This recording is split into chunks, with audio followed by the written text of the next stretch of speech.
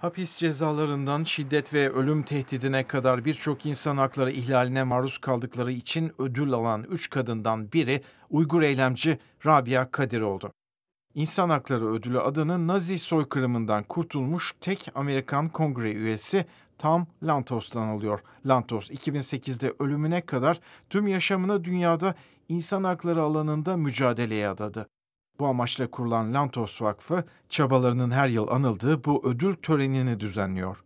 Yaşamını Uygur Türklerinin hakları için mücadeleye adayan Rabia Kadir, Çin'de 6 yıl hapis yattı. Kadir, tüm Uygurların anası diye anılıyor. Kelgen barlık, mihmallah.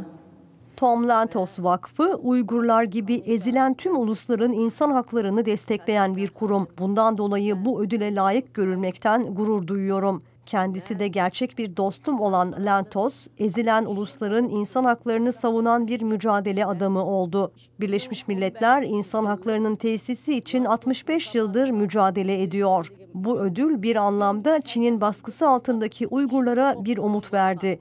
Tüm uluslar Uygur halkının adalet için verdiği haklı davasına destek vermeli.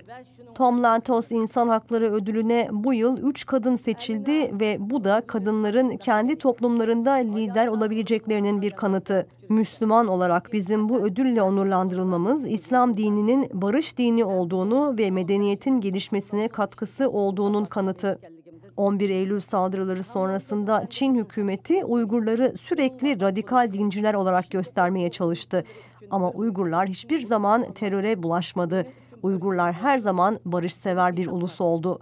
Rabia Kadir tüm bu çabalarının sonuç vermesinden çok memnun olduğunu açıkladı. Alparslan Esmer, Amerika'nın Sesi, Washington.